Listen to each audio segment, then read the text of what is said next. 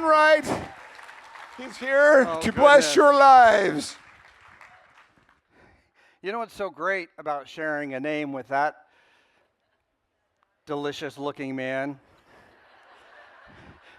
Every time I'm walking down a hallway on this ship, or I'm up on the Lido deck, and someone's like, Jason, I've always wanted to meet you. And I turn around, and they're like, not you, the other Jason. So, yeah, that's been fun. You know what I want to do? I feel like, I know that my brother Jason has mentioned this a few times, but I had a kind of a side conversation, overheard, I should say, eavesdrop, I should really say, a conversation today by someone who said, man, working for Go and Do must be such a riot because you're just like on vacation all the time. And I thought, oh my goodness, do they not know that while we're eating, they're working? While we're on excursions, they're working, right? How about you make some noise for the Go and Do folks that have made this possible? Yeah. I mean, when Kerry Muhlestein is in the casino, they're working. I love Kerry. All right. I would also just add, by the way, I heard someone say that this group has 770 something people in it. Wouldn't it be cool next year to fill a ship? Wouldn't it be cool to have 2,000 of our people, of people who want to make and keep covenants and to learn about God?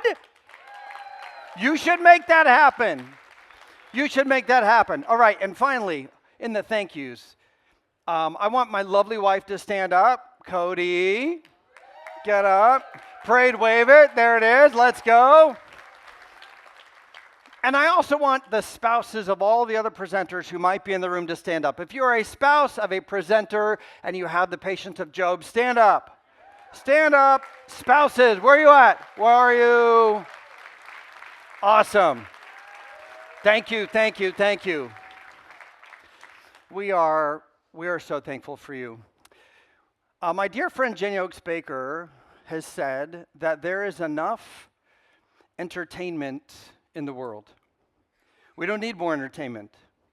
We need a lot more Jesus Christ. We need events and programs and art that doesn't just entertain. That's a byproduct. That comes usually when someone gives us an opportunity to draw closer to Jesus. It's one of my favorite things I've learned from Jenny. So as we spend this last few minutes together today, and we have another couple of days left together, ask yourself, are you simply being entertained? Or do you feel like those people who have prepared to be with you today and this week are inviting you to draw closer to Jesus and let the entertainment be a byproduct of that? All right. We are going to do something I have not ever done before. Let me set the stage. November 1982. There's a young and up-and-coming playwright who is 11 years old and who has been taught how to write skits and plays in class and who has created an entire series of short plays based on bunny rabbits that wear leather jackets and ride Harleys and solve crime. Ladies and gentlemen, for the first time ever, my friends are going to help me act this out on stage for just a minute or two. Could I get my actors on stage? Holly Wade, come on up. Kim, the timekeeper, get on up. Jason, come up. You're going to be my narrator. Ladies and gentlemen, I wrote this play, as you can see, over the course of 4 harrowing days in 1982. I just locked myself in my bedroom, and I let the beard grow, and when I came out on Monday morning, I was a man. Wait till you hear the PS of this story. All right. So I should point out, by the way, that mine was the only play that was chosen to be acted out in front of the class. And I held auditions for these roles. I did. Everyone was pretty solid. Donnie, not so much. And he didn't like playing the role of Holly. I don't know why. I saw him at our 10-year reunion. He's like, bro, that skit, awful. All right, Jason, would you please, now that we know our cast list here, would you just, it's Molly's and Polly's first Christmas. Would you lead us through this? I think, Kim, I think you need to be Molly. And Holly, if you could be Polly, and then there's another character coming up. Hit it, Jason. Go big.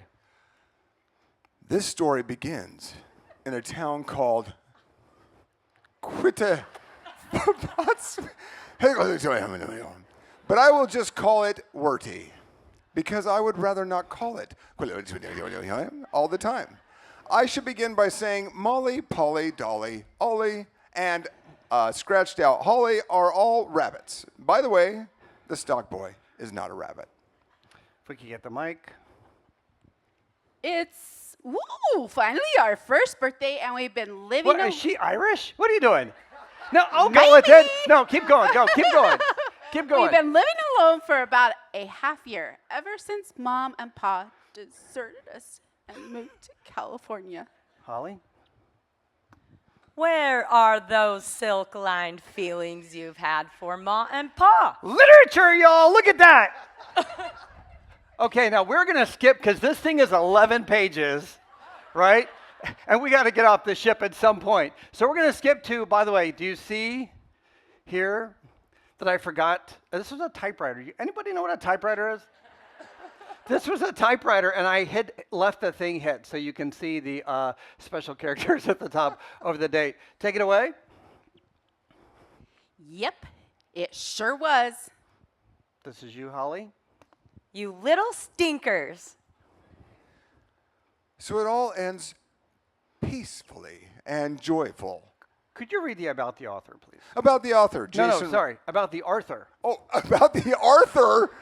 Jason Wright was born in St. Louis, Missouri. He has written many books, and few have been almost published. He's a great writer and shows it in school. He someday may write professionally. Thank you. A round of applause, please. Thank you. Nice job. Nice job. Jason didn't know we were going to do that, but we have now worked together on the project you just prayed for.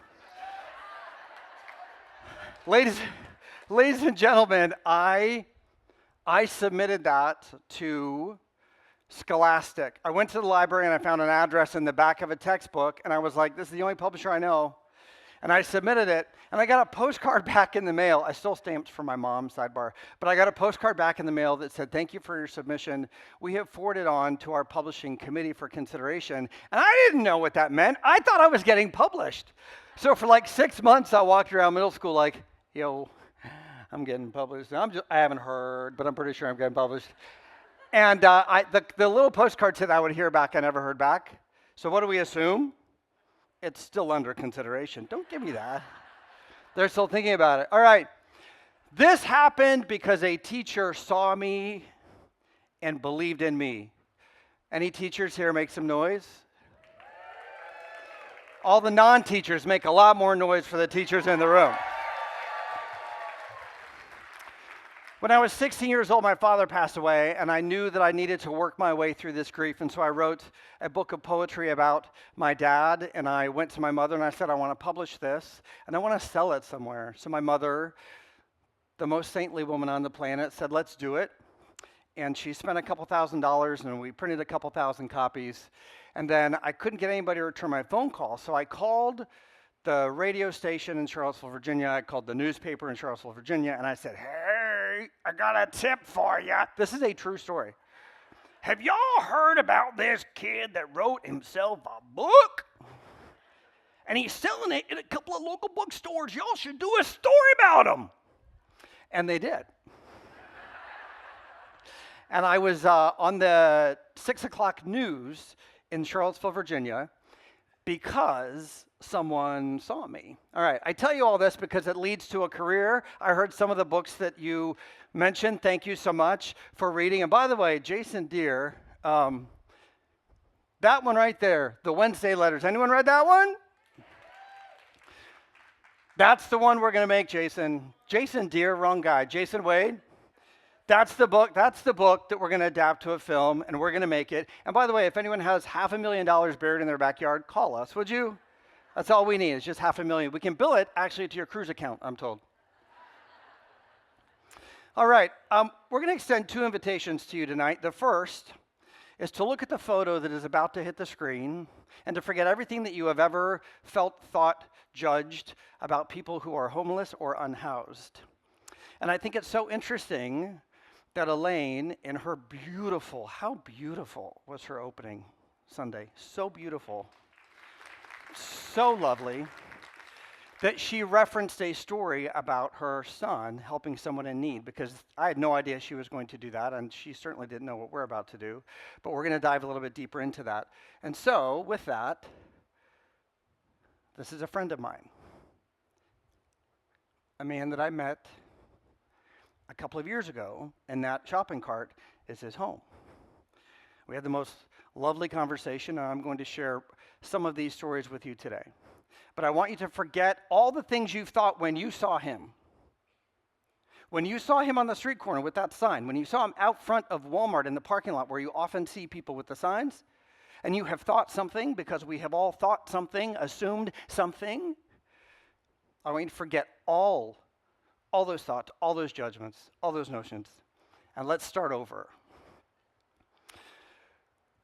We're going to read this together, nice and slow. This is from John 13, 34, 35. Let's go.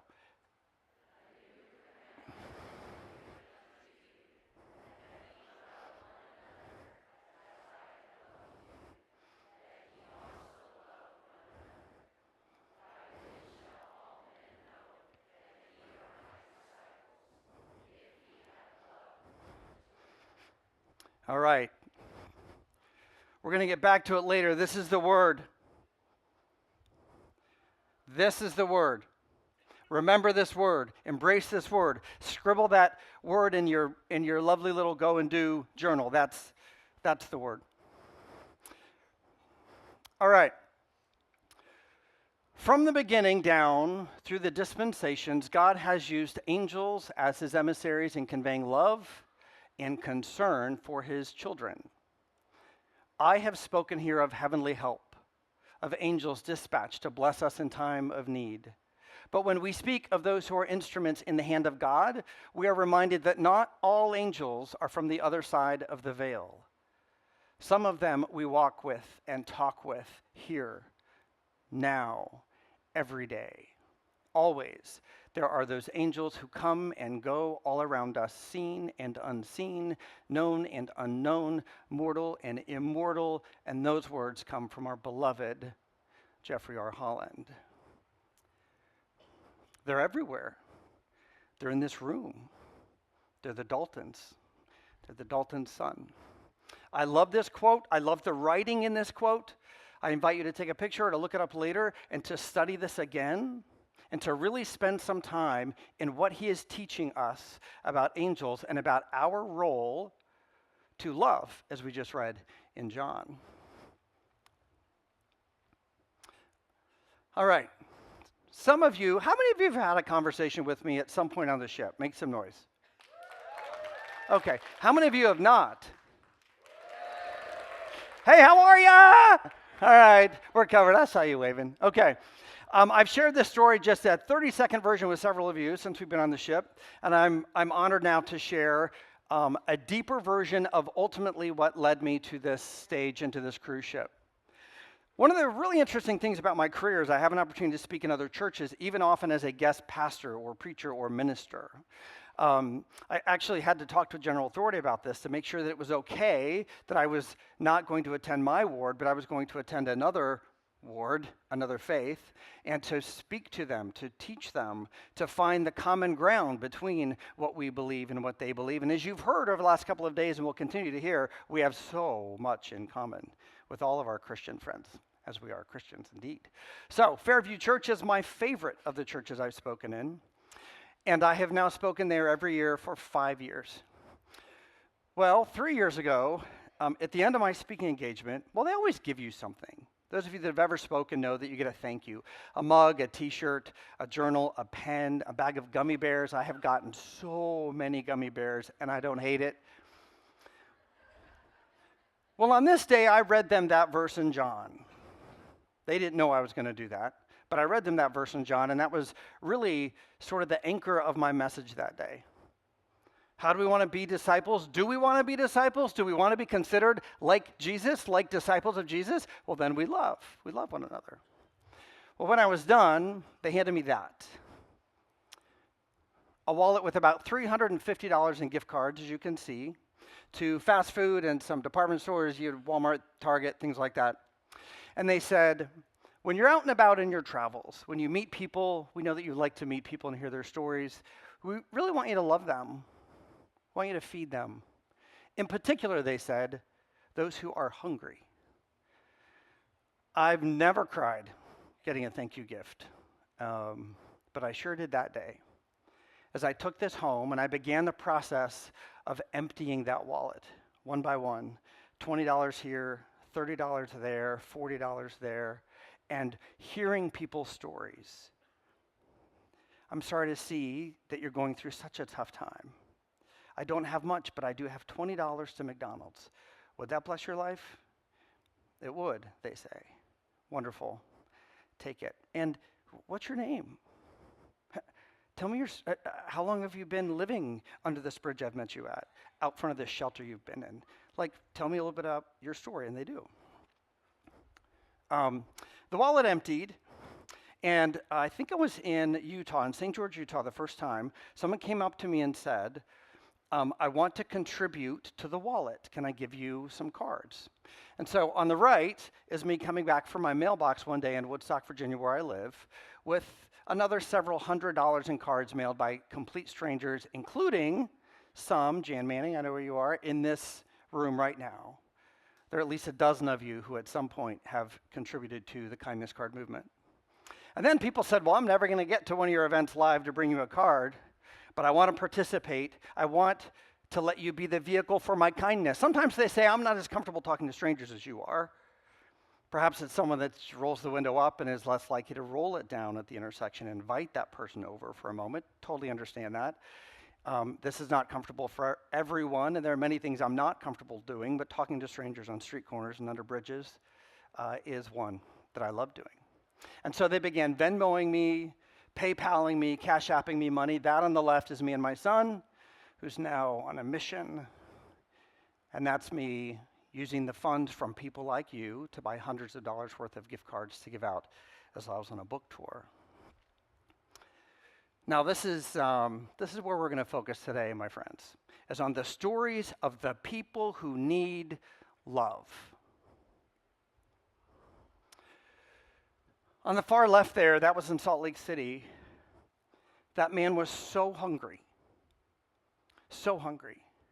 that he dropped that sign. We watched it. We're sitting in the light. We went around the corner under that overpass. He dropped that sign, and he jogged to a McDonald's about a block and a half that way. I love McDonald's. We all love McDonald's. I don't know if you'd run there. I mean that.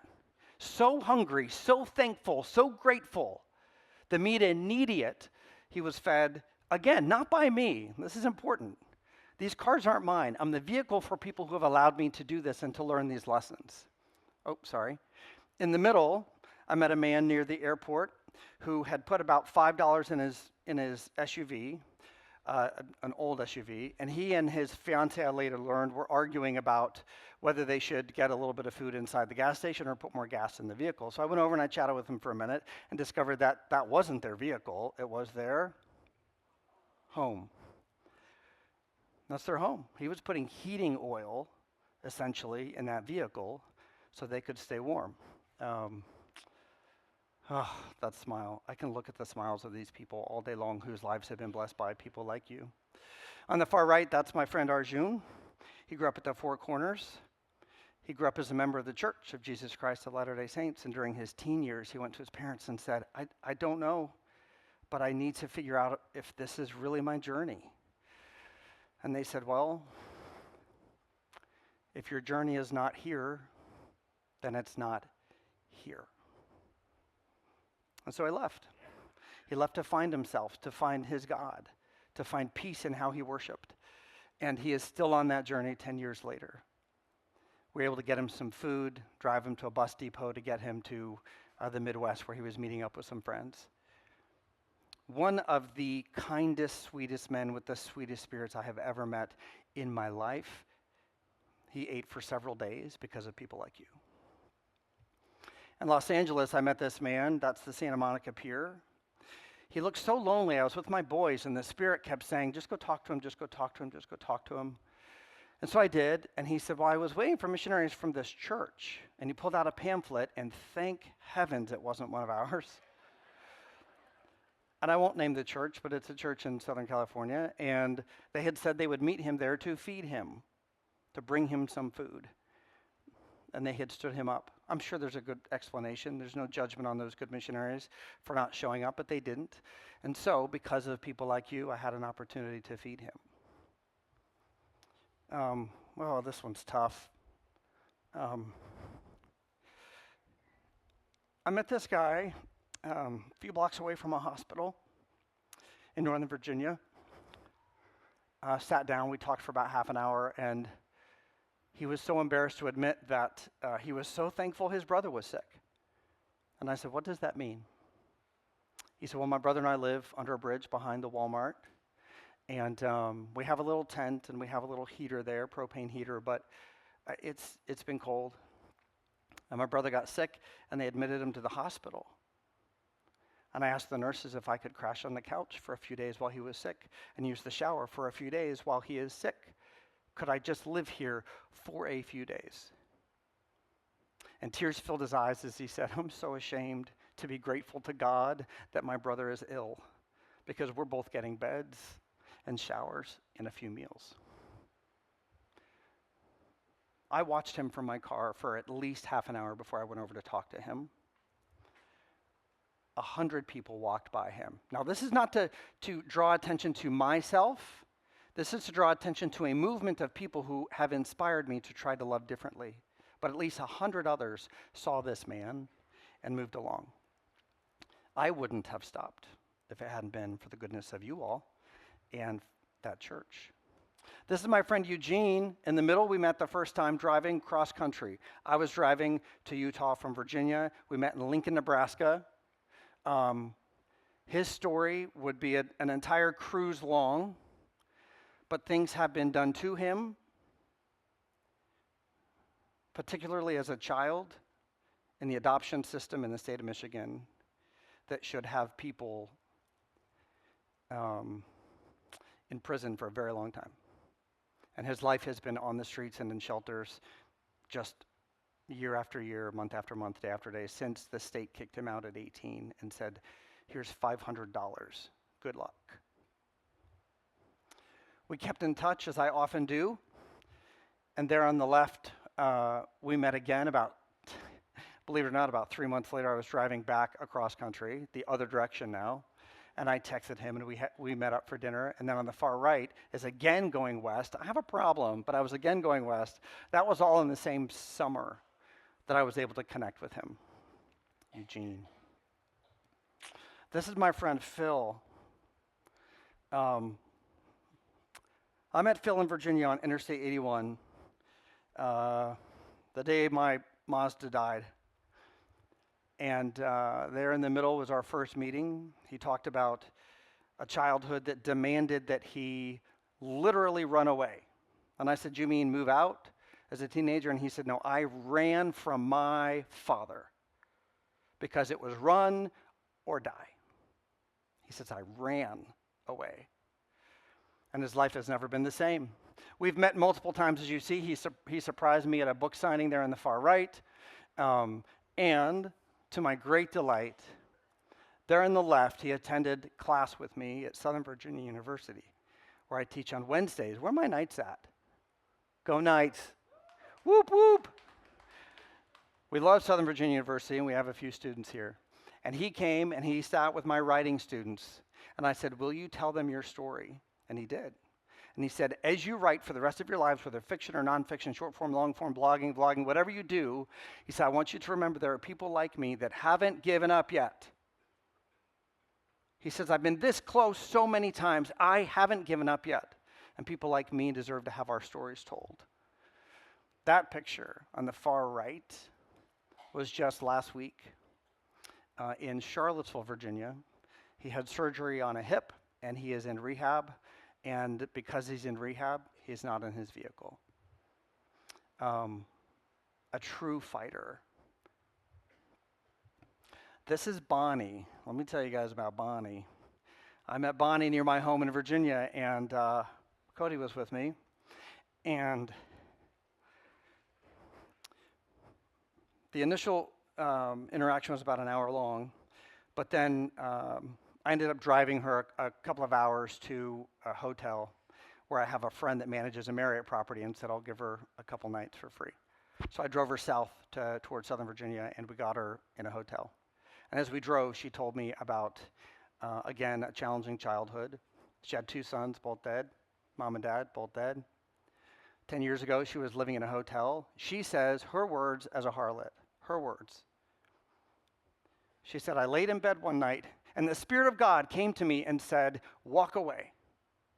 Walk away from this life. Leave it all behind. She said so specifically, she said, leave your phone, take your Bible, and come find me. So for 10 years, that's what she's been doing, finding God, relying on the goodness of strangers for what she eats and where she sleeps. I ended up driving her to North Carolina a couple days later when she needed to leave the hotel. A trip I will never, ever forget. We cried and I laughed so hard I thought there might be an accident and not in the car. I met this woman at an exit near Oklahoma on another trip with another friend, not my family, and the man taking the photo is her husband. And she said, we just need a few days of hope. And I said, what do you mean? She said, well, my husband finally got cleared to work at Chick-fil-A. He starts Monday. This is a Friday. He starts Monday. We have nothing till Monday. But Mr. Jason, you know what? Because he works there, he gets a free meal. So starting Monday, he's going to get at least 1 meal. If he works a long enough shift, he'll get 2 meals. We're going to get a little bit of a paycheck, and he's going to be able to eat. But we're trying to get to Monday. So again, because of the goodness of people like you, we were able to get them through the weekend. This is Jersey City, and you will not be surprised to hear that this good man, Joe, I said, what can I get you? And I showed him the gift cards. I always carry gift cards, and I don't give cash. And he said, really, none of those really help me right now. And I said, I'll get you whatever you want. I had some funds that had been donated. I said, well, what do you want? And he said, I want pizza so bad. So I said, like a slice or 2 or 3? And he said, would you buy me a whole pizza? And I said, bro, you're not eating a whole pizza right now. He says, no, but I'll eat for 3 days. Can you imagine that? Pulls the slice out. What's the first thing he does? He offers it to me. He offers it to me. He offers it to one who has some. One with none offers to someone who already has some. Cody and I met this man, and it's a rather long story, but I am holding a thank you note because he said, I will not take anything from you unless I can write you a thank you note. So we went into Target, bought a couple of things. I was doing a speaking engagement several hundred miles from home. And when I came out, he handed me that thank you note. One of the sweetest notes I've ever gotten in my life. And he said, I will never take anything from anyone unless I can write them a thank you. I want people to know that my heart is true. Oh, why did I do this to myself, guys? I met this man in Salt Lake City in the park. We talked for a long time. And I gave him a little bit of help, and he said, you're a writer? I said, yeah. He said, I don't have anything to give you but some of my pages. I'm a writer. I've been writing a book for so long. I have a couple pages I've been editing onto another notebook, and I want you to have these. I cried all the way back to my hotel. The only thing he could give me besides some love and a smile and a thank you were his pages that he had been working on for months. Such a sweet man.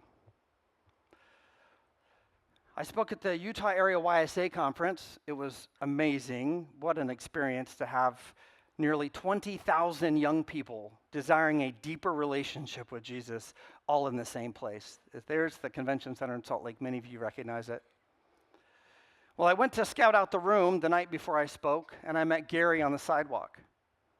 I said, Gary, you know what I'm going to do? I'm going to show your picture tomorrow in front of all of these young single adults, all of these Christians. If you could tell them anything, what would you tell them?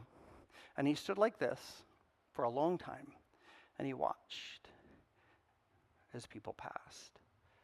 And he watched as people passed. And he said, will you tell them I'm not invisible? Will you tell them I matter? Will you tell them I'm not trash? He said litter. Will you tell them I'm not litter? I matter. And I did. I did share that message. This is DeAndre. I met DeAndre in Los Angeles, California. I was on tour with Jenny Oaks Baker, ladies and gentlemen. You heard of her? You've heard of her, right? I was on tour with Jenny. That's why I have that gorgeous beard. And I met DeAndre, and I gave him some gift cards. We had a wonderful breakfast together at a nearby IHOP. And then he said, could we go give some of these away? So we got in an Uber, and we spent a couple of hours driving around the area, giving away gift cards to other unhoused or homeless people whom he knew and loved and knew were hungry. Will you just think about that for a second? He could have put all those in his backpack and eaten for a couple of weeks. But he said, there are so many out here who are hungry, so many. Oh, just one of the most touching experiences. And then, I texted Jenny, and I said, Jenny, this guy needs to come to the show. Can we get him to the show tonight?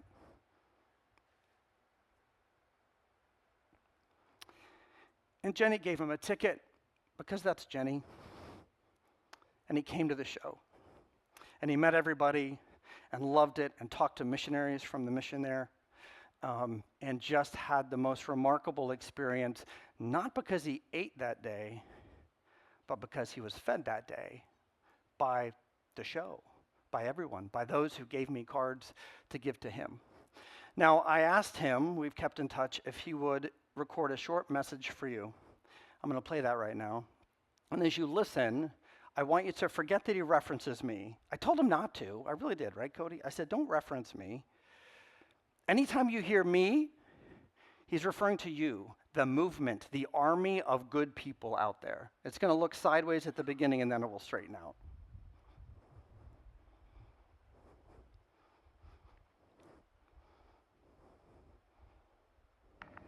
Hello, Monument 2076. My name is DeAndre. I wanted to go and just drop on here to go and explain what Jason and his movement did for me. Back in 2023, definitely was homeless, destitute, and I didn't really have a lease on life. Was basically homeless and hungry, and Jason reached out to me through his movement, and he ended up taking me out to IHOP.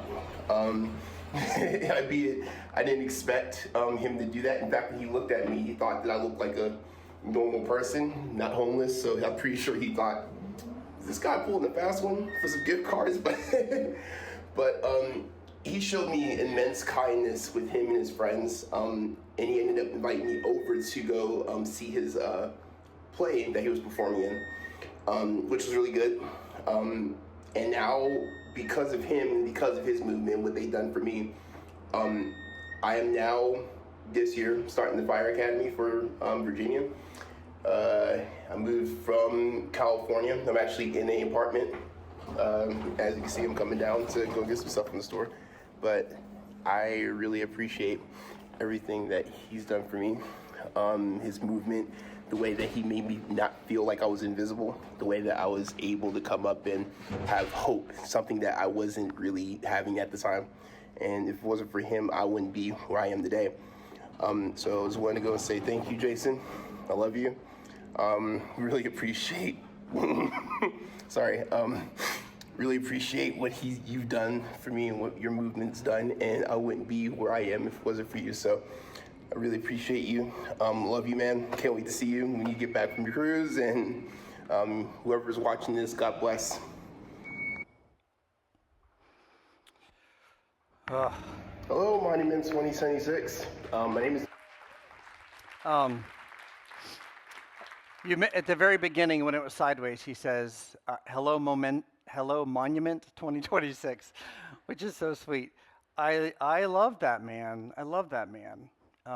There's a lot to the story we don't have time for today, but know that he has been tested and he has persevered. He has overcome, and he quite literally has gone from living on the streets or the Long Beach airport, where he had perfected the art of living without being detected, to an apartment in Northern Virginia.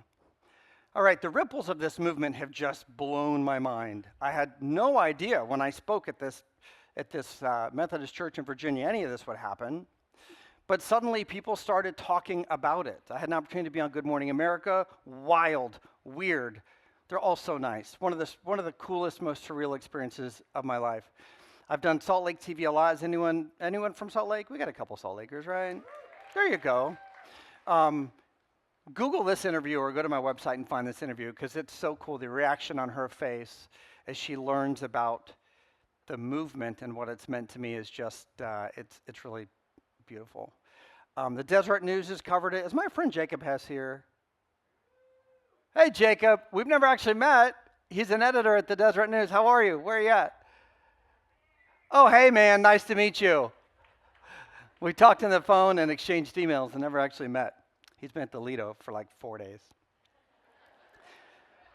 Because of the Deseret News, some lovely things have happened, particularly in Utah.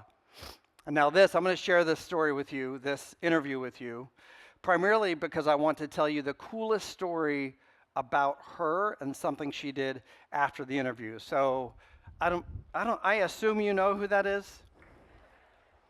Okay. Did someone say Taylor Swift? It's not. Kerry Muhlestein. Okay. Today is World Kindness Day, which celebrates the power of connection and good deeds, which we need, everybody. It's something my next guest knows a lot about. Through his kindness card movement, he's given nearly $30,000 in gift cards to people he meets on the street. More importantly, he talks to people. He learns their names and their stories, and often that simple act of kindness has the most lasting impact. Everybody, please welcome Jason to the show. Well, it's nice to meet you. Thank you so much. And I have to say, you say that you learned kindness from your family, right? Which is a beautiful thing. Yeah, so my parents were unbelievably generous, and they just knew how to see and to serve and to love people. I have so many core memories of seeing my parents serve people. My favorite, my father and I, walking out of a 7-Eleven. Yeah. We walk out, there's a guy that clearly doesn't have a home. He's got everything he owns literally on him, right? And he says, "Can I have $1?" And my dad's like, "Well, what do you really need? I'll just get you what you need." He's like, "I want a pickle. I want one of those $1 ginormous pickles." So specific, I love it. Which here in New York would be like $17. Yes, right? exactly. Exactly. Yeah. So we go in, and my dad's like, "I'll just buy you the pickle." So he buys the pickle, we go outside, the guy devours this thing while we're standing there. We talk for another minute or two. Then we get in the car, and I'm like, "Why didn't you just give him the $1? Like, were you worried that he might misspend it?" He's like, "It's not about the pickle, it's about him." And that lesson has stayed with me for 35 years. That's amazing. Someone has done that with me as well. Like, "Oh, are you afraid how they're gonna spend it?" And I'm like, "No." So how did you start passing out gift cards though? Where did this come from? Yeah, great story. So I'm a writer and a speaker, and I travel and I write novels. And I was at a little church in Virginia. And when I'm done, they give me this leather wallet that has about $400 in gift cards to restaurants, gas stations, and department stores, stuff like that. Yeah. They're like, "Look, when you travel, we want you to see people and feed people." And I didn't understand then that they meant feed people, like really see people and give them some hope for a few days with a meal or two, right? Yeah. And these people have become friends for life. I've met thousands of people across the country who I love. Yeah, I think it is often that I run into people, and even when I'm with my kids and I'll have a conversation and they're like, "Did you," my favorite thing is my kids, they don't ask anymore, but they're like, "Do you know them?" And I'm like, nope, I just was talking to them. I was Don't like, have to know 'em. Yeah, and I think because I grew up in a small town, that's a very normal thing. Yeah. Like you just talk to people. It's There are no fine. strangers. Yes, Talk yeah. to strangers. Yeah. I grew up learning to talk to strangers. Yeah, Gotta do it. I know, and then I never shut up. I just now you kept have a talk talking, show. and now I have a talk It's show. worked out It's for worked you. out. So wait, what's something that you've learned about meeting people?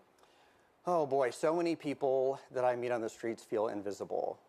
And they're ashamed of their circumstances. I met a guy just on the border of Maryland, Virginia a couple years ago. We sat down at a picnic table in front of a truck stop. And I noticed that he kept his arm under the table for about 45 minutes as we visited. And finally, he sort of pulled it out, and I noticed how deformed it was. And I asked him about it. I said, are you embarrassed about this? Is this why you have been sort of hiding yourself from me? And he said, how can I not be embarrassed? This is what the world sees. They don't know me. They don't know my name. They don't care anything about me except that I'm That's what they see. deformed. That's what they see. And I said, that is not who I see. Yeah. I see a friend. I see someone that I want to get to know and to stay in touch with, I hope, for the rest of my life. And I think that's how we have to see each other. So how do you decide who you talk to? So this is a really important point I want to make. These gift cards aren't normally from me. They're from other people who have donated to the movement. They'll give me a gift card at an event and say, will you pay this forward for me? They'll Venmo me money and say, will you buy a card in my honor? Yeah. So of that almost $30,000, most of that isn't mine. It's yours. It's people here. The In fact, vessel, yeah. how do I know who to give the cards to? Look for signs. I'm in a Yeah. bookstore in Rexburg, Idaho, small town, middle of nowhere. I see this young lady. She checks out. She walks out. She's got tears streaming down her face. I look around like, is anyone going to follow her? Nobody does. So I race down the sidewalk. I chase this young lady, which sounds kind of Well, weird. could be creepy. Yep. 2 blocks down through the cold in Rexburg. I stop her. We talk. She's a young college student struggling to make it in the world. Her family is 2,000 miles away. And she says, my life is sort of imploding financially. My car, my school, my tuition. And she didn't ask for help, but we took a selfie. We talked a little bit. I said, if there's something I can do for you, I'm going to. I got back to my hotel, and I said, this was meant for the kindness card movement. So I reached out to people on social media. They donated $6,000 to this young lady to get her back on her feet, to get her car running again. Yeah, isn't that amazing? People are amazing. Strangers, complete strangers, right? Yes, but what a beautiful vessel that people do want to help. They want to do that, and they want to trust they know where it's going. And like to be that vessel for people is a beautiful thing as well. The woman that Jason helped out is in the audience. Meet Chelsea, everybody. So, Chelsea, what did that moment mean to you? Just hearing it again, it made me tear up. It was such a memorable time. It was 2 years ago, and I still remember it. Yeah. I was having such a rough time, and Jason came out of his event to check up on me, and that helped me feel seen because I'm alone in this town with just a few friends at that time. And he asked how I was doing. He started up conversation, and later on that day, he used his platform to help me out with getting people that follow him and to share some uplifting messages with me. Yeah. They also gifted me that money, $6,000, to fix my car. I named him Babu. Babu, I use him for everything. I use him for school, for work, for groceries, which is very needed in Idaho winters. So I'm so grateful for that. I hope your heater works. It does, thank goodness. My AC doesn't, but it's fine. Yeah. But You need the heater more. it helps so much. And whenever I have a rough time, a rough day, I still look back on those messages from strangers. And they just showed so much love, and they showed that heaven was aware of me. And that's what it means so much to me till this day. And it probably also makes you want to do that for others. That's what I love about that domino effect. Is like when someone feels seen like that, all it does is makes you want to do that for someone else. And imagine Exactly. that beautiful domino effect. Well, we love everything that you're doing to spread joy and lift people up, and that's why we are going to give you $10,000 to continue your effort.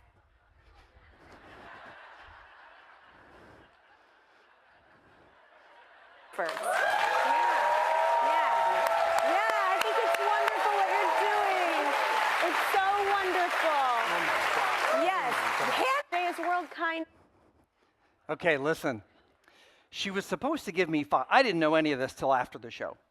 But they went to commercial break, and her producer comes running up, clipboard in the wind, hair flying, this little thing that she wears for the show dangling off her neck. She's like, Kelly, it was we agreed to 5,000.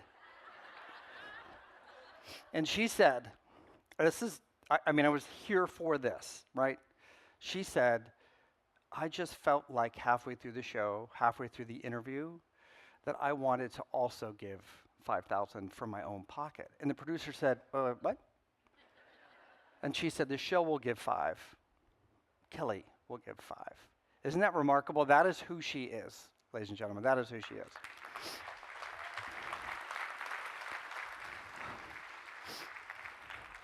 And finally, a story that I implore you to not put me or the gentleman I'm about to have stand up in a moment into the story, but put yourselves into this story. Anyone go to the church yesterday? It was gorgeous, wasn't it? It was gorgeous. We saw you there. That's right. It was gorgeous. If you look closely, there toward the front kneeling is this man. Now, I didn't see him when I took this picture. We had just walked in. We walked closer and found him here. My wife and I walked up, and he was kneeling and praying and sobbing, tears just streaming down his face. So Cody and I sort of stood nearby for a minute, and we talked about, what do you do in this situation? Is it appropriate? I'm not an expert on what to do in another house of faith in a situation like this, but I just kept hearing President Holland. I kept hearing President Holland. We are the angels. We are the angels to minister to people in need, to mourn with those who mourn. And so, a few minutes of weighing what to do, I simply went over and knelt by him. Now, here's what I love about what comes next. Because I went and knelt by him, and I put my hand on his back, and I sort of rubbed his back for a moment,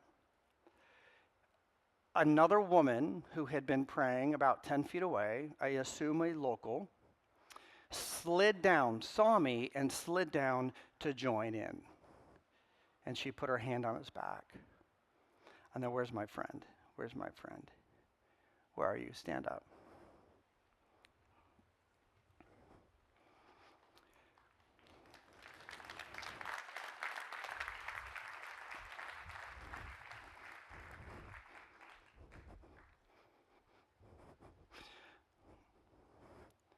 And then Larry came. It is Larry, right?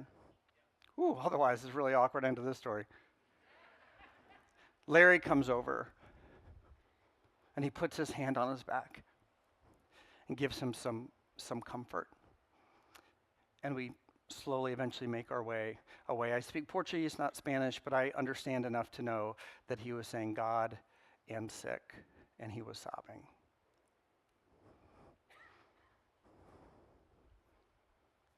So the second invitation. Can we read this with a twist? A new commandment. Wait, what? That you what? That you what? Go on. As you what?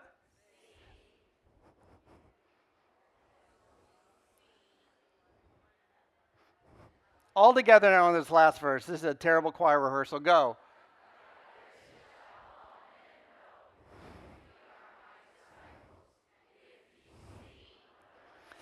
Ladies and gentlemen, in Christianity, we talk about being the hands of the Lord all the time. Every church I've ever been in, including ours, we talk about being the hands of the Lord. We cannot be the hands of the Lord unless we are first his eyes, unless we are seeing, looking up, being aware of the needs of other people, those who are not just hungry, but alone, those who feel invisible, those who are struggling. Unless our eyes are open, how can we use these? Those of us that saw that man, it was just because we were fortunate in that moment to have been looking up. Let me make clear, I have probably passed thousands of other people like that man in that church. Thousands and thousands of people I've passed because I have been too busy, too selfish, too preoccupied. I'm so grateful that at least once I was able to be, as President Holland said, that angel for just a moment and then to have other people join with me. So what if we think of this verse as seeing instead of loving? It's the same thing. brand new member of the church, 5 years, former primary president, I see you.